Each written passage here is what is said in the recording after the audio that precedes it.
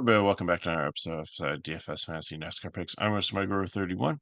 We've got the Clip race at Atlanta, which is newly repaved about 2 or 3 years ago. So kind of acts like a super speedway. It's got some banking, a little bit more pack racing here than there is in Xfinity, but it does tend to be hard to pass the leader, sometimes follow the leader, and very low tire wear. So first round of the playoffs. So I'm not going to go into it too much. I just highlighted the guys in blue, just kind of give an indication of who's there and who's probably going to be going more for stage points over track position. But I don't think track position is imperative here because I think that you can still pass if you work together and work things out. So you probably want some people close to the beginning. It's not like a super speed where you want to just stack the complete back. And actually, some of the guys at the back, just going to fade because punts really haven't done very well here. So McDowell got the pole, looked pretty fast. There was no practice here, so that's another thing that's kind of detrimental to us kind of knowing where these cars are at. But at least we got the qualifying. It wasn't like a rain out where they just start very green on the race on Sunday. So I think McDowell will do well here. I think you can consider him as a dominator. And the Fords all seem pretty fast, taking the top five position. Think they'll work together and work together well. But I think he's a little bit risky. He could fall back. Blaney's been very good here in the past, so I think that he's pretty solid. Finished second here, led 31 laps in the spring, so I think he's definitely somebody that you can consider as a dominator in your cash lineup. Also, Gillian and Barry not in the playoffs, and I just don't think did really well here. But I think they're going to fall to the back.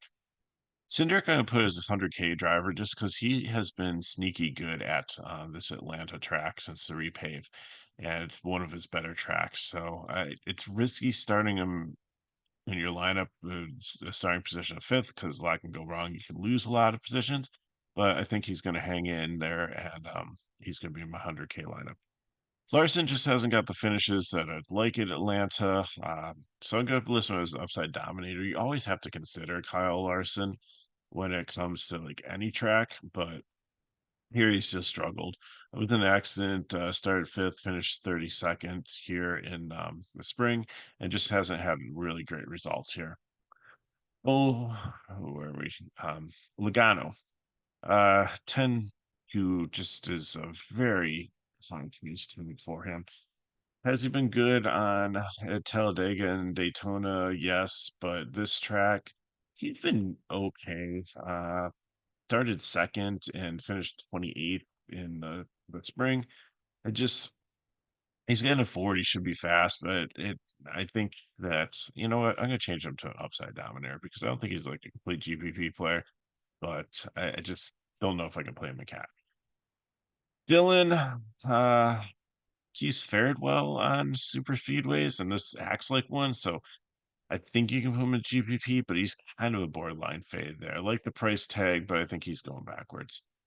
Byron, not his best track either. He is in the playoffs. I think I'm going for those stage points and stuff, and I don't think he's got the car to win here, but I'm not going to completely count out GPP. Briscoe, I think, is a great feel good story. And you're going to see some colored cars. And the colored cars are ones that I'm assuming are going to be paired up with another driver that's not in the playoffs. It's kind of the same setup. So the one's going to be kind of the test car, and the other one is going to be the car that they radio and like, okay, we went too far. Okay, no, the setup we hit it. Let's change yours to this. So you'll see that a lot. So I think all the Stewart Haas cars are going to be out there kind of testing, but I think Gregson's going to be the one the most. And to help Briscoe, and it's a great feel good story. So I'm going to give him upside dominator. I don't think he's going to go up and like lead this race or anything, but I think that he's going to have a good solid day and that they're really going to try everything to keep this magical ride going. Bowman's in the playoffs. Mr. Vanilla Ice Cream here. Blue collar, go do his job. Probably would finish in the top 10. I just don't see a ton of upside for a floor for cash, but um, it's GPP for me. Harrison Burton probably should be a fade, but he has fared actually pretty well on this track, so I'll give him the GPP tag and not the complete fade. Started 16th, finished 11th in the spring. He's actually had quite a few top 20 finishes in Atlanta, so something's clicking here. So I'll give him the GPP tag. Same thing with Gregson. I think he's with the test car and stuff. If he hits on something that could help, but he's gonna be hit and miss, boom or bust. So no floor for cash GPP. Hemrick, congratulations on qualifying this far forward. No way you're going to stay here. Fade for me.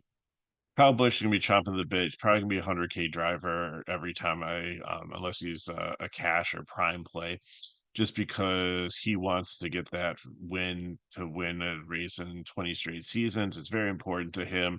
And eventually he's going to have a luxury over some of the playoff drivers to not have to worry about stage points. And he has no problem probably getting into them, around them, whatever he needs to do to get that win. All bets are off now. He's going to do everything he can to cement his legacy, and get that win in his 20th season.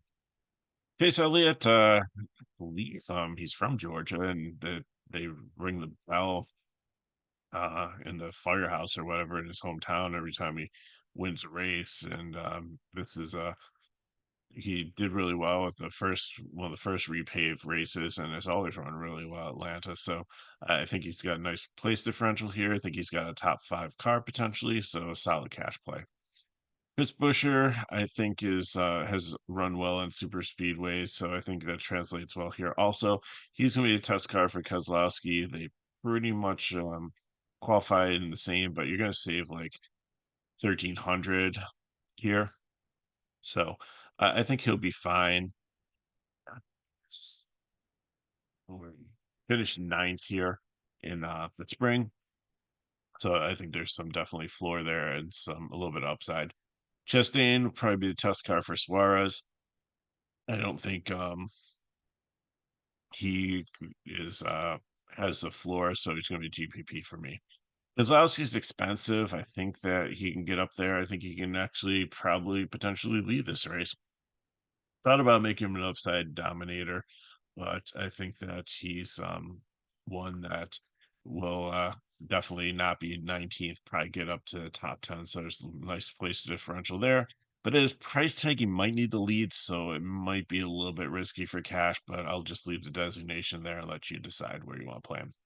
Gibbs, I think, is a cash play here. The uh, Toyotas haven't been strong, but if they work together, I think they pull everybody up, and they all didn't qualify well, but it doesn't mean that they're not going to have decent long run speed and be able to get up there and hold position and advance. So he's pretty safe there. He's another thing to race for, probably be helping out Briscoe's cause. So GPP for me. Truex has fared pretty well here. 12th, started 12th, finished 12th. So definitely 10 place differential points or more for him. So solid cash play. I toyed between Reddick and Truex and Bell for the prime play in this range. I leaned Reddick just because I like the upside that he has over the other ones. Where did he finish? I don't think he had a great Atlanta, but overall, I think he's a solid driver, and I think I want to lean him. If you want to go Truex or Bell, I completely get it. But Reddick, I think, has the best upside. Bubba Wallace is going to be the test car for him, but I think Bubba is very disappointed that he was so close to making the playoffs and he couldn't. That I think he's going to be driving for a win. I think there's a lot of upside in that. Also, same thing like with Bush, and so I'm going to make him the 100K driver. So that's your core for a 100K lineup, which is probably 50K because the contests are really watered down now that it is NFL season. So thanks for still watching the video. I really appreciate that. Um, so yeah, those are the 100K drivers, 50K top GPP basically. Corey LaJoy has been good on here. He actually got up and was leading one of the Atlanta races until he had a tire problem and crashed the year that they couldn't get the tires right on these cars. So he's always had upside here. So I like him at 6,300 cash. Christopher Bell just hasn't had the finishes that I want here. Like he's got a great place differential, potential here, but he was in an accident. Started 22nd, didn't qualify well, finished 34th here in the spring, and just his finishes have been around between like 15th and 20th, I believe. So, not I don't feel there's the floor there, but GPP definitely has upside. Stenhouse has always run well here.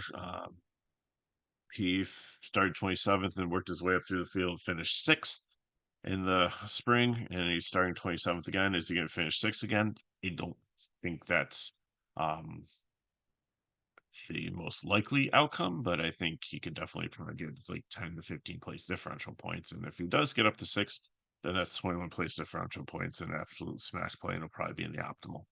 Shane Van Gisberg's run well here, and Xfinity not as much in Cup, but so GPP here.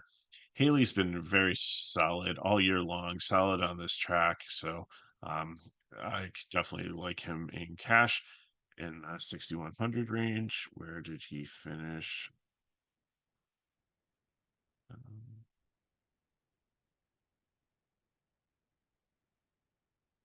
I can't find him. No, he ran. He's run every race this year. So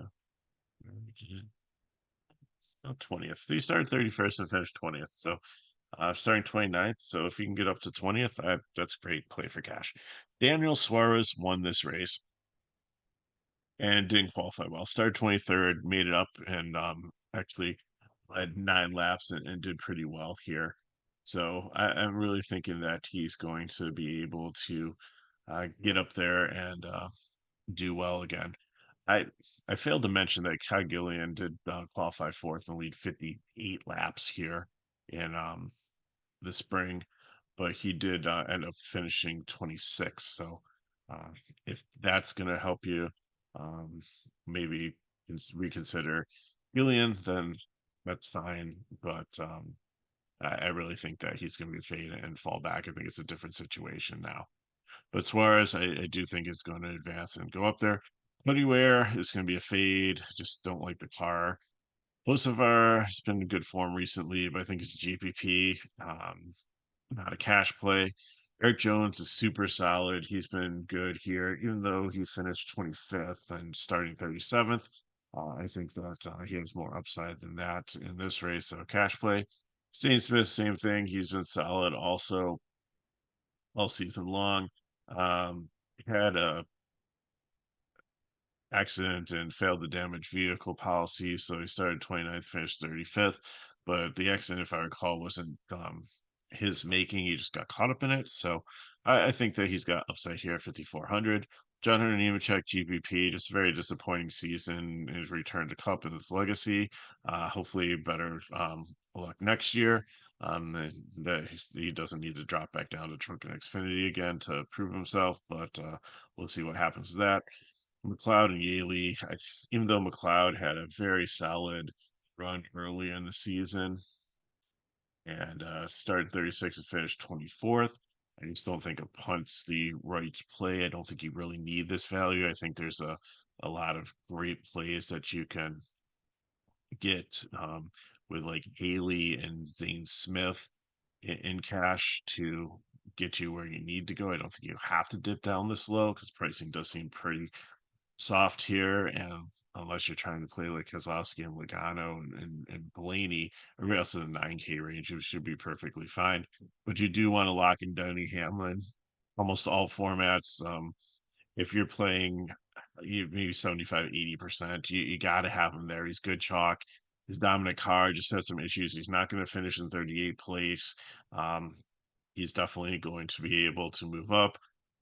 He could score 65, 70, 75 points if he gets up and leads some laps and stuff. And if you do not have that, then you are going to be toast. So good chalk, gotta lock him in first player. So pretty much this is a 5-man lineup going forward here in this race. So I got for you. If you have a question, put in the chat below. Hit me with Megaro31 on Twitter/X. If these videos help us back, like, subscribe to the channel, and share with your friends. I did do an NFL video, so check that out on our channel. A little rusty, but tried to do a breakdown as best I could to try to get you some information because you guys requested last year and you I actually watched them and they went pretty well. So my pronunciation of some of the names is horrible. So I apologize for that. I probably misspelled some on the sheet too. Um, but again, this is my week one, so I will get better through the course of the season. But as always, you viewers are great at helping me say names I can't pronounce, putting them phonetically in the chat. So go ahead and watch the video and do that to help out. So thanks for watching. And again, this is a great weekend to use your crown boost on DK because there's so many things going on. And for $6, you can get everything on FSI. So just go to the description of the video. The pricing page is there. So thanks for watching. Hope you have an amazing weekend. We'll see you next week for Watkins Glen Road Course. And hopefully you'll check out our NFL videos and the other coverage and have a very profitable little end to your weekend and good start to next week. So thanks for watching. Everyone. I'll see you.